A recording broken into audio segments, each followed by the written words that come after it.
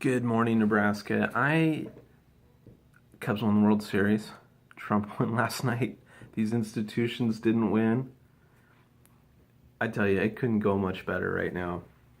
I realize a lot of people are still upset on Trump winning, and we'll come back to that. But let's start with this. Let's go back to Kennedy's speech and his famous statement in April 27th, 61, where he says, "We are opposed by a monolithic and ruthless conspiracy." And he finishes, he says, it's a system which has conscripted vast human and material resources into the building of a tightly knit, highly efficient machine that combines military, diplomatic, intelligence, economic, scientific, and political operations.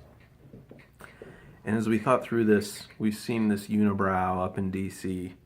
really representing the unibrow of Wall Street, the unibrow of the intelligence community, the unibrow of just being one system. It doesn't work. It doesn't honor our Constitution. It doesn't honor the people.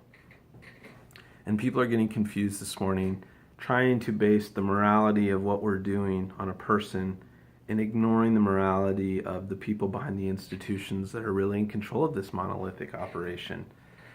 But we've had victories, and it's not just Trump. You have Assange, who's really a revolutionary in the intelligence arena. We have good people calling out the corruption on Wall Street, wanting to make the economy and markets free. Yes, we want to get rid of regulation, but we have corruption and cronyism, and we have people trying to get rid of that in our economic circles. We even have healthcare arenas. Doctors, I've never thought I'd see this, calling out the corruption of rigging the prices of drugs. They're set, there's no negotiation. And saying we need reform that really have conservative principles. We see our military rising up and people calling out the leaders saying this isn't right. I should say more like the FBI, but you're seeing a revolution in truth tellers coming out in all these different disciplines within this monolithic organization. And I rejoiced last night, these principles of, look, we stood against the free trade. We want fair trade.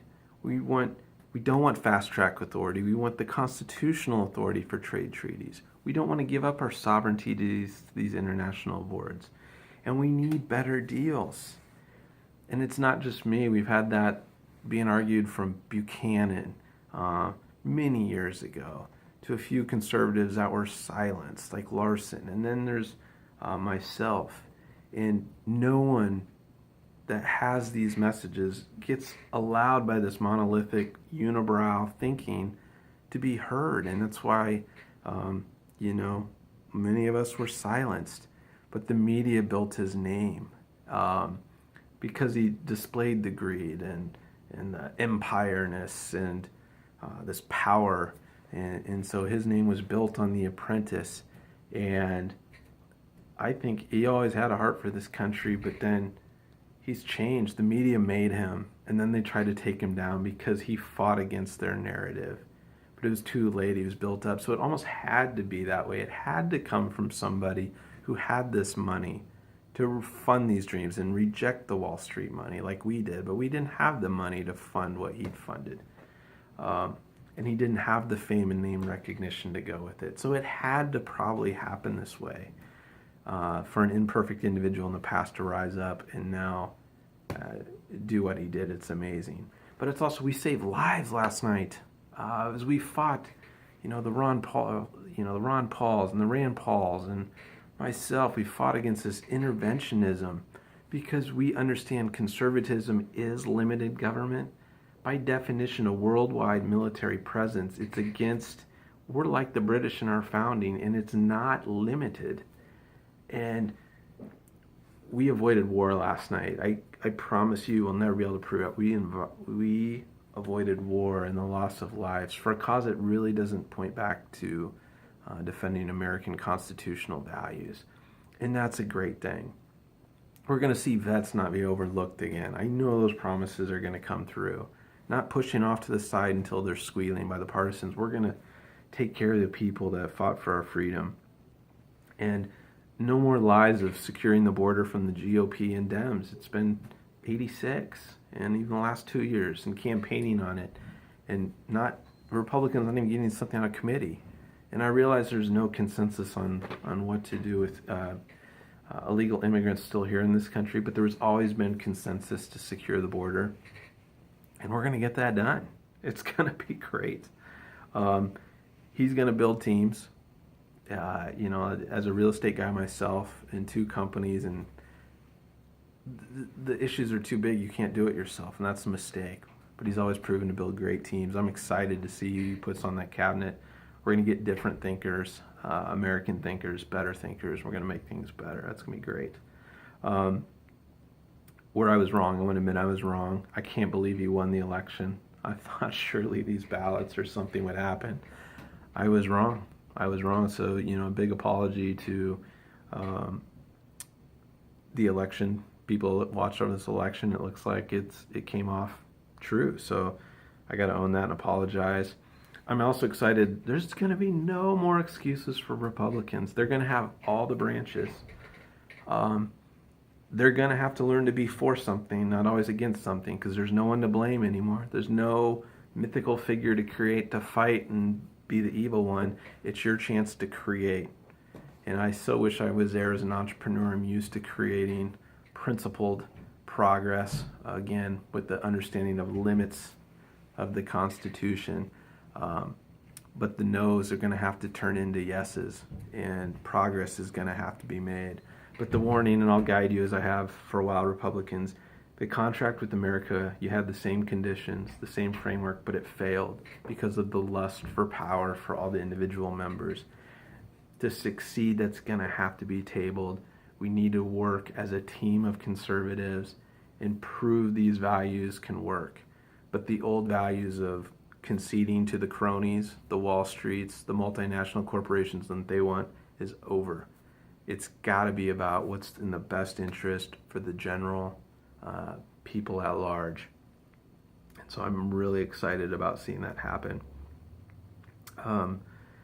We do need to reconcile, and happily on the record before the election, not knowing who's going to win, of like whoever wins, we're going to be good neighbors tomorrow. We've got to find a way to unify. So we put that on the record before the election for a reason, because we sincerely thought it. Still believe that to this day. Just fortunate to be on the right side of the equation. But again, no one's saying the world's solved either.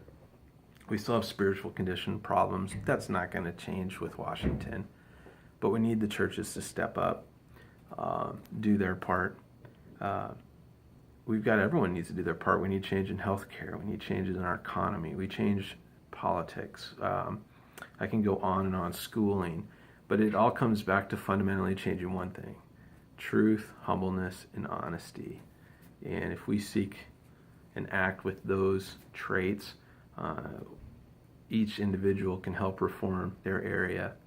And we need to transform the thinking of, look, sovereignty is not ignorance of the world. Sovereignty is, we understand we need to be stronger people, because individuals make the difference around the world. It's not our government changing the world. It's we the people that will make the difference around the world. And so we need a stronger American people, and that starts with internal rejuvenation on a spiritual level. Won't come from Washington, but also understanding what we're created to do, and then caring for each other. I mean, that's a hallmark of an American. So we can get that back. But anyways, wanted to celebrate with you. I posted a few pictures from the Trump rally in Iowa last year when everyone was chasing Rubio, and it's like, no, it's anti-establishment time. And also thankful for just want to give a shout out to Ben Carson. Great. Ted Cruz, you can be great. You need to ditch Citibank and Goldman Sachs, but you're part of this too. My volunteers, myself, the Ron Pauls, the Pat Buchanans. I'm trying to think who I left out. Darrell Castle, the Constitutional Party I gave to. Continually to deliver a message teaching people the Constitution across the country with no chance of winning. just the sacrifice he made for a year to really teach people what this document stands for and shifting the intellectual thought in the right direction. I still stand with my third-party brethren. Even the people I disagreed with, like Johnson and Stein and Sanders, I think they exposed America to the corruptions going on in these parties. Progressives calling out other progressives for the corruption and crookedness in their own party. I think purification will help their side as well, and Johnson continue bringing the liberty arguments to the table, but again, there's some disagreements there, but I really think all these people added to the campaign, so they deserve some praise as well. But anyways, it is a day to celebrate, but it's also stay humble. This battle isn't done. These institutions didn't go away. The establishment hasn't disappeared. There's people working inside the establishment that are awakening that don't view it as establishment. These people that may be able to create some change, but the powers that be are still there. The battle's not done, and we've got to prove the ideologies that we represent will work for the American people, which they will. They're time-tested and proven with constitutional backing, but still, you got to go out and play the game and win the game. So that's what we need to do. So God bless. Look for more videos coming out here soon. We're going to keep with pro as opposed to against pro-constitutional education.